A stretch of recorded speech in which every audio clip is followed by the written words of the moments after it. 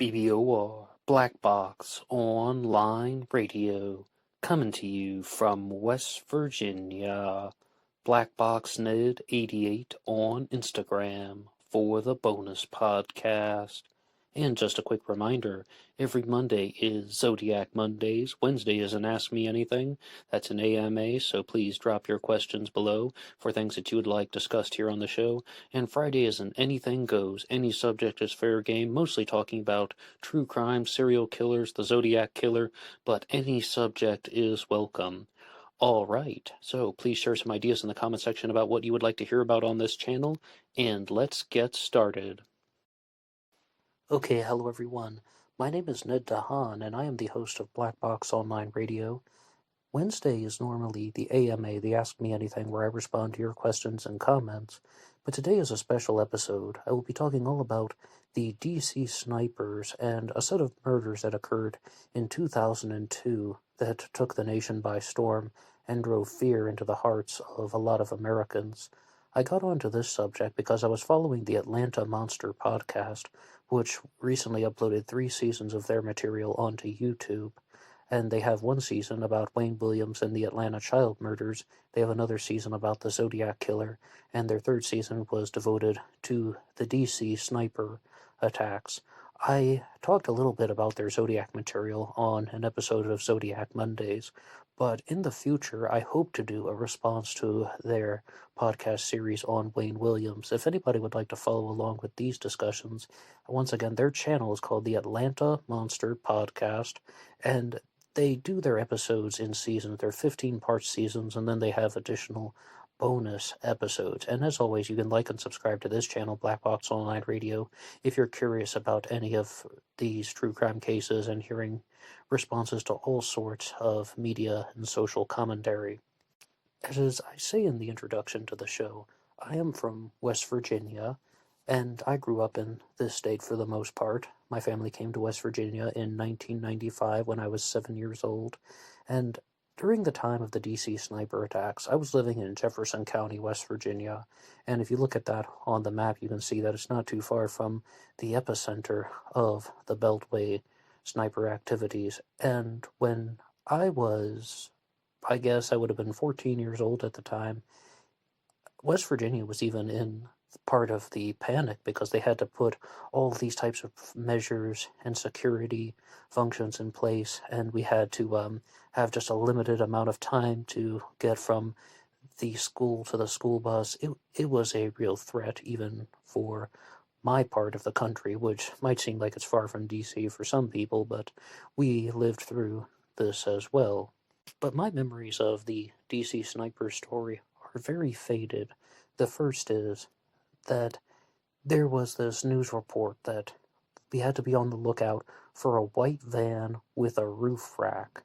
And on the Atlanta Monster podcast, they talked about how the DC snipers may have been operating from a white box truck. And I don't remember any of those reports, but then they updated the version to saying, okay, a white box truck or a white van. And the thing they told us very clearly when I was going to school back in 2002 was that it had to be a white van with the roof rack. And one guy in the hallway, I don't even remember his name, it was either John or David or something, but he's like, hey Ned, you know what I'm gonna do? I'm gonna take a 44 and I'm gonna go up to every white van with a roof rack I see and I'm gonna shoot the driver. And even at that time, I was like, dude, I know you're just messing around and you're like 14, and do you even have a 44? Like, what do you... But that's just ridiculous. How does that solve any of your problems? Oh yeah, you're just going to kill a bunch of innocent people because you're afraid of someone else killing you. You ever heard of that expression about fire with fire makes more fire? But anyway, I digress from that.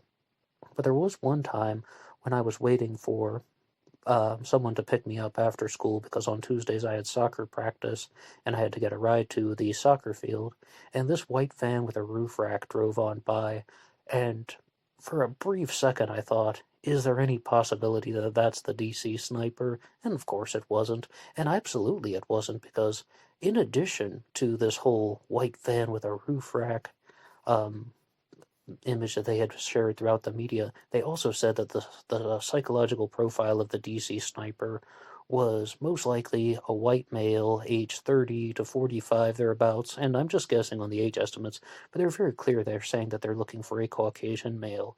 And then, after 3 weeks of terror, we learned all these new things about the DC snipers. Firstly, there was a group of people, there were two people, a dyad, and their names were John Allen Muhammad and Lee Boyd Malvo. And they also were not Caucasian, they were African American, and they weren't driving a white van, they were driving a blue Chevrolet Caprice that had been modified so that they could use so that a piece of the exterior could be taken out and they could go through the trunk and then fire the sniper rifle through this hole in the car that had been made just for that purpose. And it was our understanding at the time, back in 2002, that it had been a complete and deliberate misinformation campaign orchestrated by the authorities and law enforcement, and they wanted to just put the killers in a false sense of ease. So that whole concept of the media would never lie to the general public, and that the police officers aren't going to be feeding disinformation to the general public. Both of those things didn't seem to be true. Now, I definitely think that it's more on the side of law enforcement that they wanted to create this false sense of security, if that did indeed happen. But I definitely don't think that that's outside of their wheelhouse. However, the DC sniper attacks left 17 people dead in total. 10 were inside the Beltway area, and 7 were from preliminary shootings. And there were also 10 people who were injured by the activities of John Allen Muhammad and Lee Boyd Malvo. And for the purpose of this discussion, I will no longer be referring to the first killer by his full name. I will simply be calling him John Allen, and there is a reason for that. One reason is that he wasn't really known by that legal name for very long. He was known as John Allen Williams for quite some time. He was born in Baton Rouge, Louisiana, and he changed his name later on in life. And the second shooter, who was much younger, just a teenager at the time, was Lee Boyd Malvo, and he was born in Jamaica. But through the workings of the Atlanta Monster podcast, I really found that our understanding of the DC sniper story really ended once the perpetrators were apprehended. It's like, okay, well, it's over. They caught the guys. But what the Monster podcast really wanted to share was that this story doesn't even begin in America, and it also doesn't begin in the nation of Jamaica, where Lee Boyd Malvo was from. It begins in the island nation of Antigua, and I've always thought that this place was called Antigua.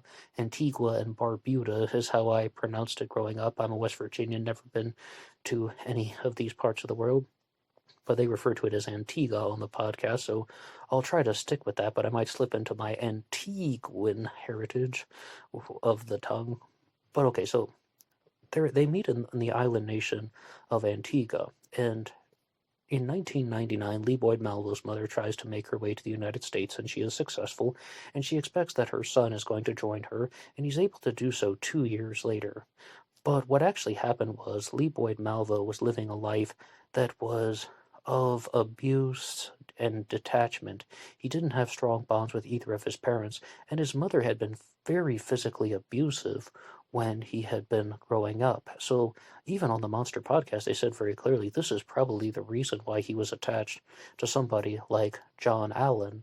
But what's the deal with the John Allen then? Because he's definitely the older and more manipulative figure. And I think absolutely all parties agree with that they had this team of 2 snipers, and John Allen was not only the mastermind, but also the person who was indoctrinating a belief system into Lee Malvo.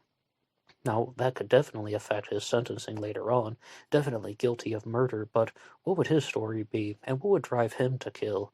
The first point that has been proposed was some type of post-traumatic stress disorder that he had experienced after the Gulf War. John Allen was a Gulf vet, and he not only had PTSD, but also chemical exposure in the Gulf War could have altered his thinking and such, and that stuff is definitely real, because even when you just hear stories about veterans who served in Desert Storm or were stationed in the Persian Gulf about how they came back with lots of health issues that they would not have experienced if they hadn't gone to the Persian Gulf otherwise.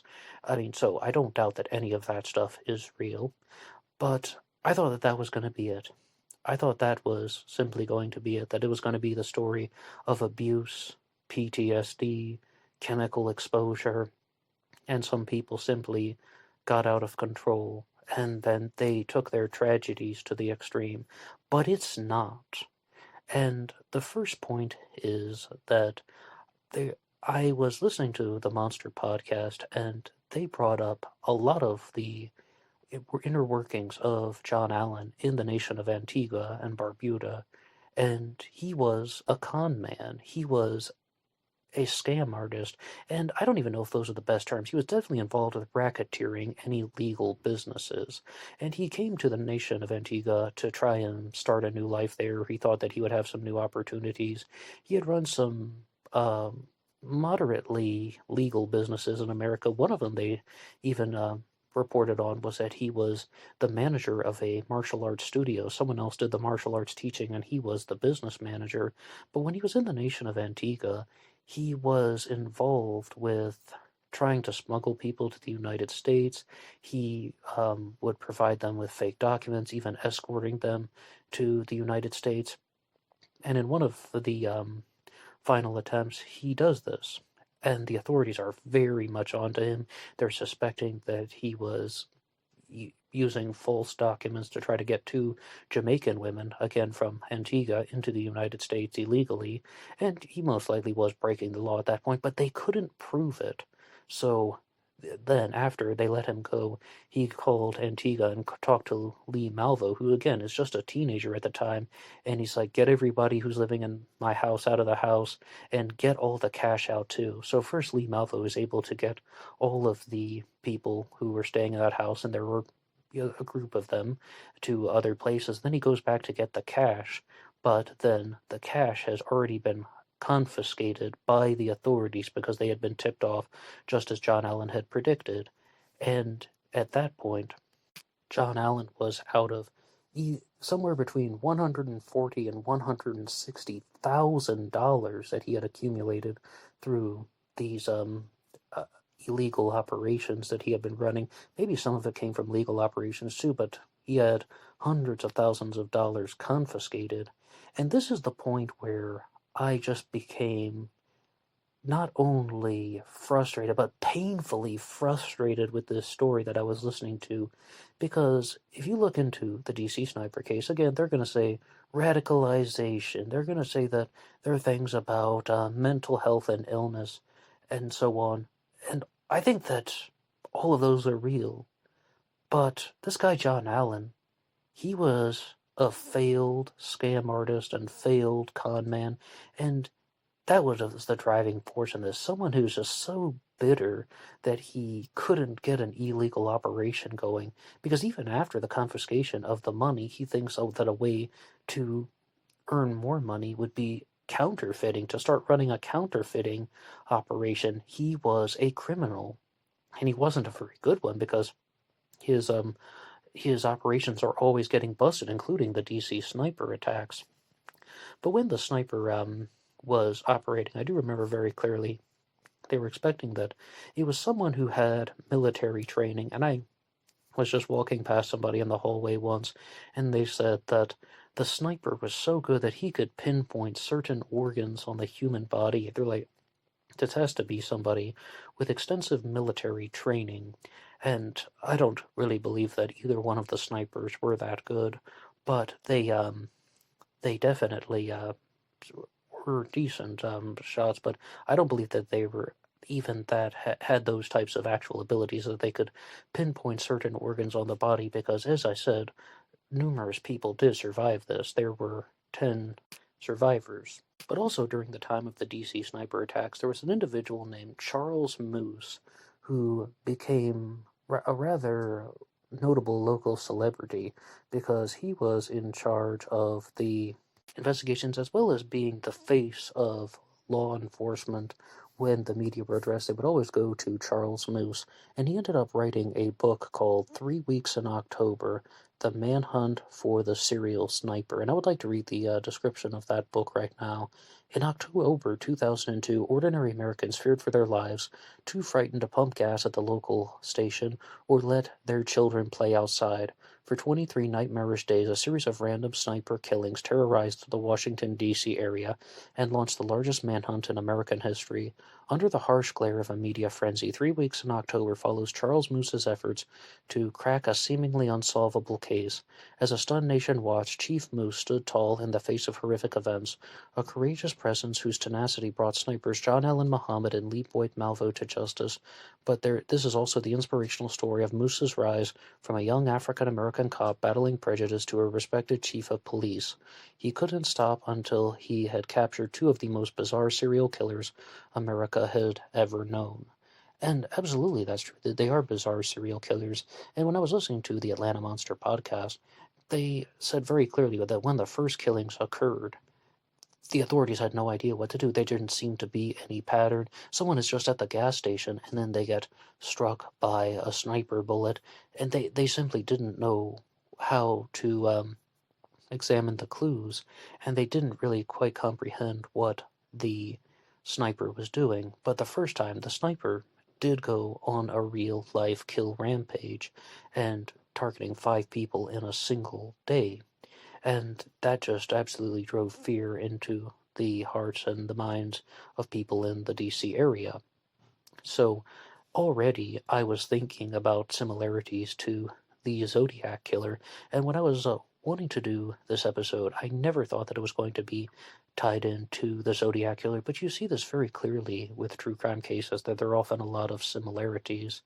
And the activities of Lee Malvo and John Allen really escalated when a tarot card was left behind, and it featured a skeleton wearing a suit of armor holding a black flag, and the skeleton was mounted on a white horse, and this was said to be the death card. The card was labeled death at the bottom, and the other side of the card was black, white, and blue, and it had the message, "For you, Mr. Police, code, call me God, do not release to the press."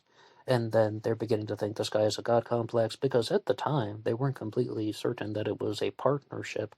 Instead, it was possible that this was just a lone killer.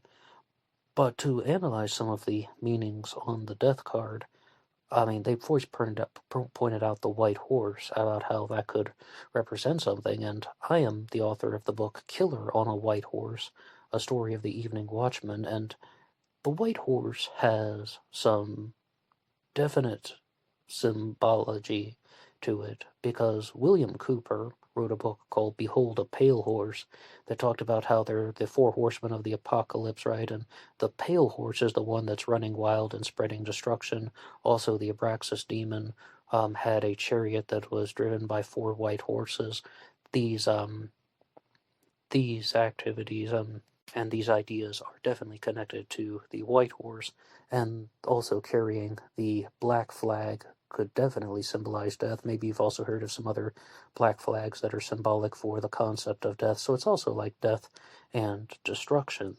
But then it says, "Call me God," so I think that there definitely was a deranged element in the life of John Allen. I do not doubt that at all, but the DC snipers would escalate their taunting material by also leaving a very lengthy letter that was left in a plastic bag after one of the shootings, and it was taped to a tree. And you can see, even from the most basic standpoint, that these people aren't just killers. They aren't just murderers. They're trying to taunt the police. They're trying to brag about their exploits, and even to one level, they're explaining a motive for this. Most likely the words of John Allen, that they want $10 million for it. They want money. And they said that they want $10 million on a debit card that they can use, and I think that's a very ridiculous way of operating, unless you're D.B. Cooper or somebody who can get the ransom money and jump out of a plane. You're probably going to get caught when this would be exchanged some way, somehow, let alone using a debit card. Like, those things can't be traced. And this is coming from some guy that tried to operate a counterfeiting business. So I think that, again, John Allen was a criminal, but he doesn't seem like a very good criminal. He could succeed for a little while, and then his criminal operations would simply fall apart. And even becoming a serial murderer, he also got busted for that too, because he just isn't a very thoughtful and practical individual, and he's just a very destructive and chaotic individual.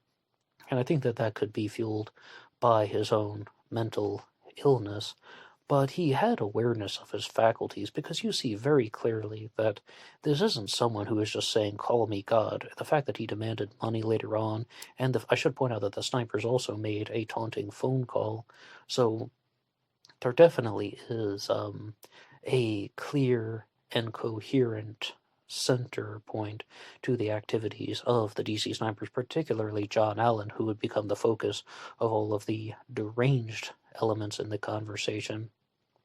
And, I mean, I do have to reinforce that, though, about the similarities to the Zodiac killer. The Zodiac threatened to go on a kill rampage. The snipers went on a kill rampage. The Zodiac mailed in taunting letters and cards. The snipers left behind a taunting card and a taunting letter. The Zodiac made taunting phone calls. The snipers made taunting phone calls. The snipers had this card that says, "Call me God." And then the Zodiac had a card that, the Zodiac wrote in multiple communications that he wanted to be reborn in paradise, and those who he had killed would become his slaves. And there are some other theorists out there, like Michael Cole, author of the Zodiac Revisited trilogy, who said that when the Zodiac talked about putting like some angles on top of Mount Diablo, it's on top of Mount Diablo, Devil's Mountain. He's even trying to become greater than the devil. He is on top of the epitome of the devil, and he's even more evil than the devil himself. And not only that, the Zodiac committed his first crimes on December 20th of 1968, so says me anyway, and December 20th is right before the winter solstice, the darkest day of the year.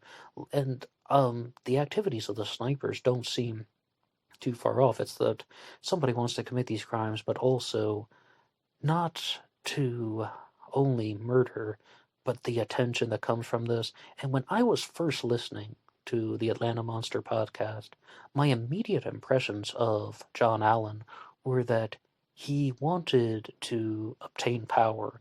You know that famous expression that there are 3 reasons why people commit crimes: money, sex, and power. I was thinking, this guy's all about power, because it's not only about the murders, and yes, he demanded money, but the fact that he is leaving these taunts behind is because he wanted to obtain power over the public. And I also think that he was very angry that his criminal operations either kept falling apart or because they were just not very good to begin with, and that he got busted and lost all that money in the raid in Antigua.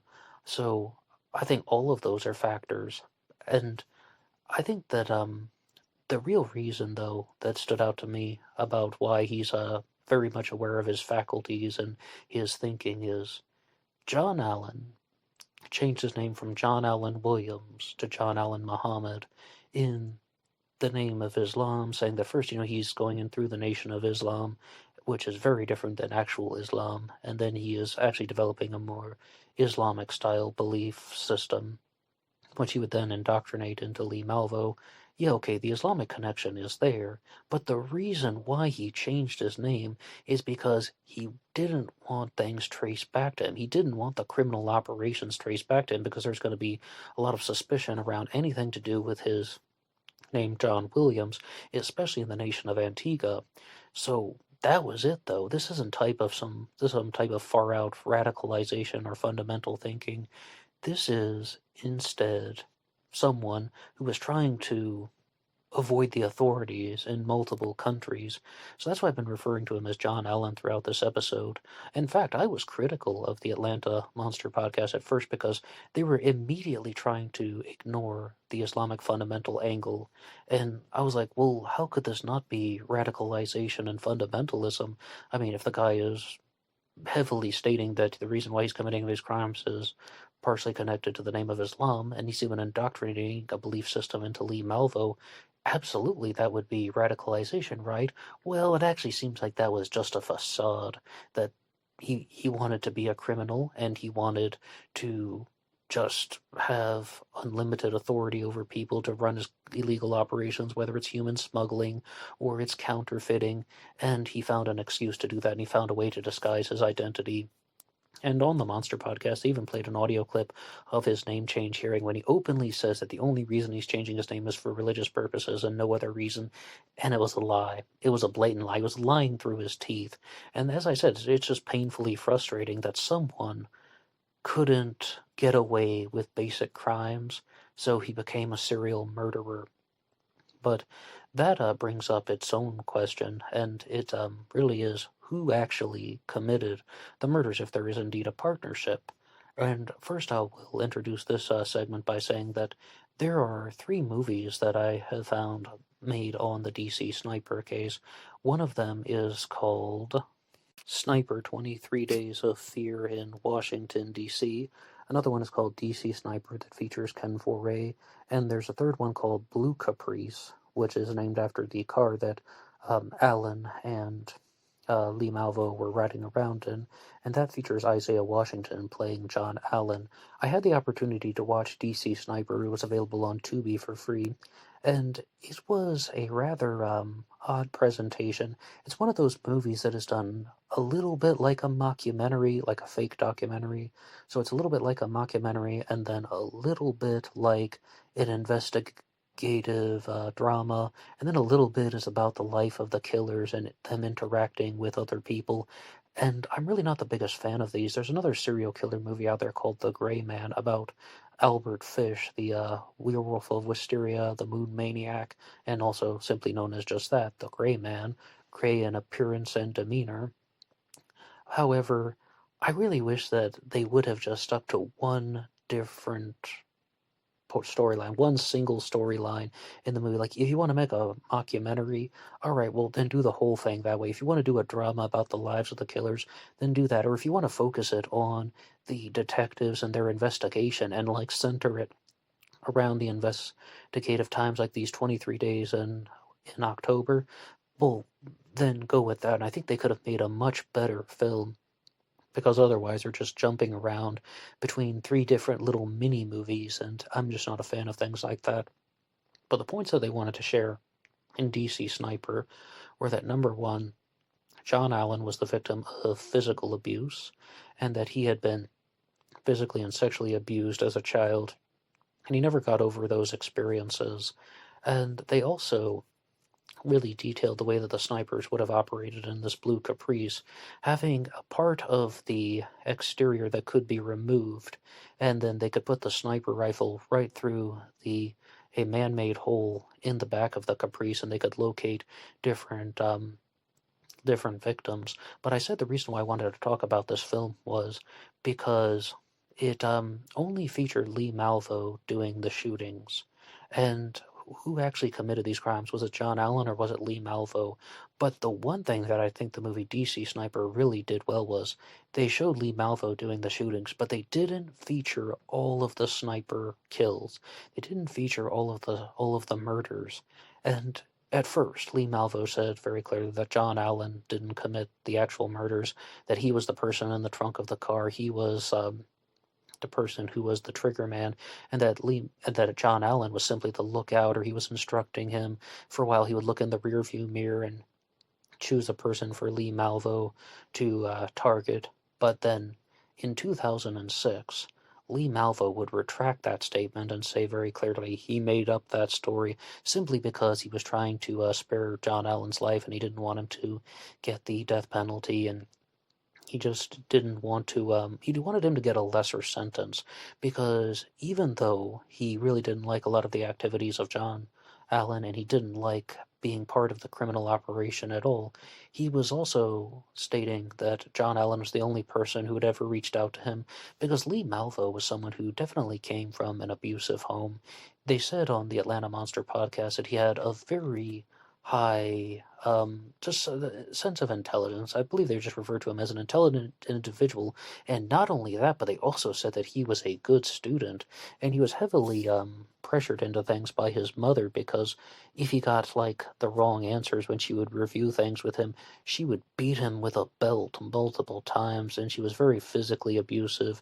They said that up until the point in which he was separated from her, she had been a reliable provider, but he just did not have a father figure. And then his mother leaves to go to America and leaves him behind.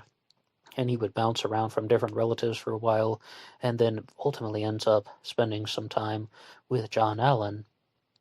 And that's in the nation of Antigua. He was in Antigua before the United States, in between the time in the USA and Jamaica. But he was just very physically abusive, and she would beat him regularly to the point where he was bleeding. So that really led to his destructive behaviors, and also just latching on to somebody that was acting like he cared about him. He was rather lost. And have you ever heard of this before? When somebody starts to act like a vacuum, not like the one that you clean your house with, but the vacuum that is completely devoid of everything. If you remove everything in a person's life, then they'll just latch on to anyone who's around, and then they'll just become more extreme. Often that's somebody who is predatory, the way that John Allen was, and that's what drove Lee Malvo to commit these killings. But I was so surprised when I was reading that for a while people thought that he was the only person who was actually committing the shootings. And I definitely didn't think that when I was watching any news coverage about this back in 2002, as I had understood this was just a complete partnership and there were two people. And it also seemed like John Allen was the person who had military training, so he would have been more of a suitable candidate to have committed the sniper shootings. But I mean, just because someone has military training, that doesn't necessarily mean that they're going to be a good shot. But I definitely think it makes more sense that they were both participating in the shootings. But I do give credit to the DC Sniper movie, simply called that DC Sniper. That one was made in 2010, and Blue Caprice would come 3 years later in 2013. But I give credit to DC Sniper because they show Lee Malvo committing some of the shootings, but not all of them. And I think they were just being fair and honest. He was indeed a murderer, and he did commit the crimes, but they just left it open-ended as to whether or not John Allen also committed crimes. They just didn't address the subject, and I can follow why they would choose to do that. So, no matter what, though, Lee Malvo is guilty. And at first he was sentenced to life in prison without the possibility of parole. And I believe, though, when I was just looking at his Wikipedia, it said that he had been dropped to life with parole, and absolutely he does not deserve it. I know I'm not a lawyer, I know I'm not a judge or anything, but no, he doesn't deserve it. The fact of the matter is, if he's involved in 17 murders and being not only an active participant, but also a trigger man, he doesn't deserve it. Was he indoctrinated and brainwashed by John Allen? Yes. Was he a victim of physical abuse growing up? Yes. Was he someone who got cheated out of life? Yes. But that is no excuse for being an active participant in murders, because at any time he could have left. Would he have been terrified and feared for his life if he had just run away one day? Sure. But that is still no excuse. I mean, and this is what the authorities take into account when they're looking at somebody's behavior. Do they have the ability to say no? Do they have the ability to walk away? Are they traveling to different locations the whole time knowing that they're going to be involved in a murder and they just don't do anything about it? So, very clearly, he was aware of what was going on. He was not completely deranged, and he wasn't someone who was in a position where saying no was not an option. I mean, they're going around in public places. He could have walked away at so many times, and his life may be tragic, but he's still alive, and the other people whom he had killed are not. But as far as not being alive is concerned, John Allen was executed by lethal injection. He was executed on November 10th of 2009 in Greensville Correctional Center, which is located in Jarrett, Virginia, and he was 48 years old.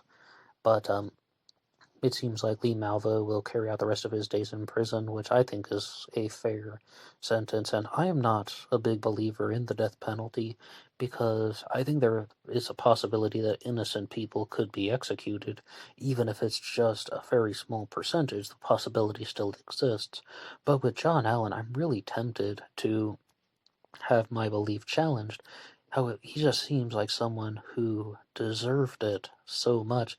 It's all for the same reasons. Yes, he was a victim of abuse and some bad things happened to him, but someone else's traumatic experiences do not justify violent actions in the future, because there are other ways. There are other ways to deal with life.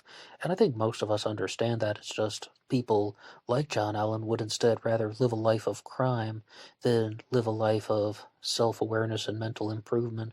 I mean, this guy's life, adult life after the Gulf War was mostly throwing his hand into different illegal operations and just a lot of bizarre behavior and controlling behavior and manipulative behavior. And this is even featured in the DC Sniper movie as well. Not taking no for an answer, always trying to have power over other people. I can I can totally see how this is somewhat calculated, but very poorly calculated. It's almost like he felt that he deserved to get revenge on society because his life of crime didn't work out, so he tried to become a taunting serial killer, and I think that he really just wanted to dominate and have access to more things. But on that note, post-traumatic stress disorder is a real thing. And I don't doubt that that wasn't an influence, I just don't think it was the biggest influence. And in 2020, I was reading the book A Mindful Nation by Tim Ryan that talked about how we shouldn't refer to it as PTSD, we should refer to it as PTS. Because post-traumatic stress is something that is very ongoing, and it is experienced by so many people to the point where, for example, stress isn't referred to as a disorder, it's simply referred to as just that, as stress. It's something that is regularly experienced by people, and I think it's a brilliant idea. Because the book of Mindful Nation really ties into dealing with these mental health and mental awareness issues, and just that, focusing on mental awareness.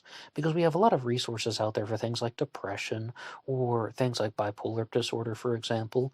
But what do people do for mental awareness issues about being angry and being frustrated and having a sense of hopelessness and responding to these things? And a lot of it really is missing from the American educational system. And I know that Lee Malvo grew up in Jamaica, but John Allen grew up in the United States of America. And a lot of that is just missing from our educational system. Some of the other possibilities would be to have mindfulness and mental awareness education classes in school, and even to the point where someone once proposed this, have a class devoted to concentration. Can you believe that? It's not about Ritalin or Adderall or some other type of pharmacological drug, about something devoted to helping people concentrate. And I mean, nobody talked about this stuff when I was growing up in school, like in 2002 at the time of the sniper attacks. Our school just turned a blind eye to these concepts.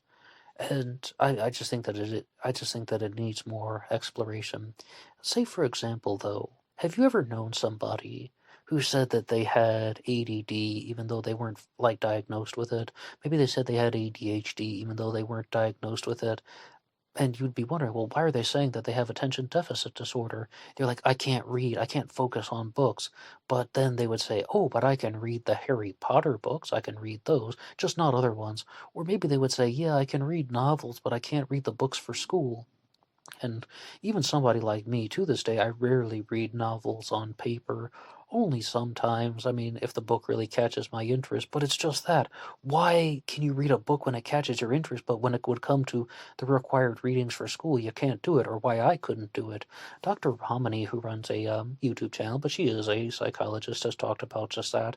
If somebody can read certain texts, but they can't read other texts that are written at the same level, then it's most likely just stress. and that it's not anything to do with attention deficit disorder.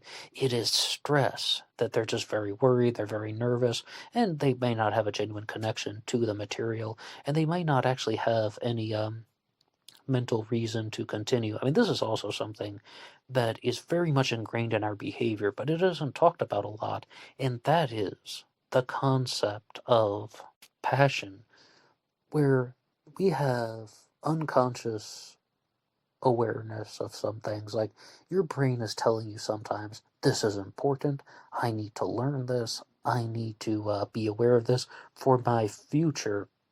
But when it comes to something that you are passionless about, that I am passionless about, that anybody is passionless about, they don't focus on it because their brain is telling themselves, this is not important, you do not need this for the future. And this can be done even with learning a foreign language.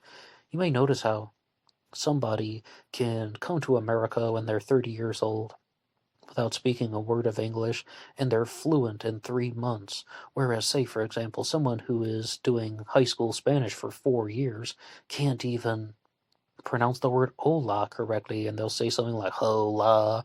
No, that wasn't me, but no, I don't have good Spanish pronunciation either. Well, why is that? I mean, why isn't somebody fluent after 3 months of taking high school Spanish?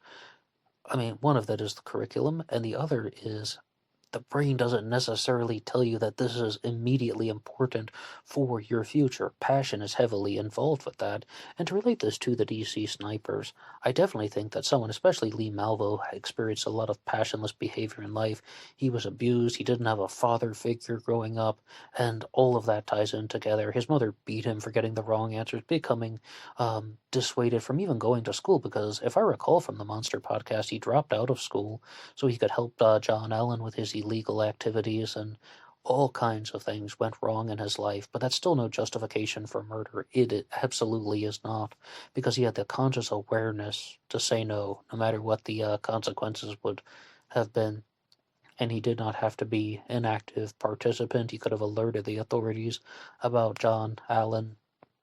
But that's why it just became so frustrating learning about this. The more that I would get into the life of John Allen, he just seemed like a bigger and bigger cheat. And it really is a shame that his destructive tendencies escalated to the point where he murdered people. And I don't believe anything about how he wanted to actually have some type of genuine religious following, or that he was only going to target people in a racially motivated way. No, I think it's for the reasons that I've laid out in this episode. He wanted power. He was frustrated with his plans always failing. He was disappointed with his own life, and I do believe that he had real mental health issues. PTSD, chemical exposure, yes, that definitely escalated his destructive tendencies, but they were not the only reasons. Well, I would love to hear any comments that you have about the DC sniper and the reasons what drove these people to murder 17 and injure 10 others in the 3 weeks of fear, 23 days of terror, sometimes it's referred to as. But what do you think about any of these claims and points that I've made in this one? And I know that I didn't focus too much on the actual killings, because I think on this channel I definitely like to zone in more on the social aspects, or the parts of the story that deal with what could drive somebody to kill. And I would love to read your comments in the section down below. If you like this episode, you can hit the like button and subscribe. You can always follow me on Facebook and Instagram, and writing the show at BlackBoxOnlineRadio at AOL.com. My email is in the description box, as well as my personal Facebook. There's also a page called Black Box Online Radio, and I will see you over on Instagram, BlackBoxNid88, for the bonus podcast. Until next time.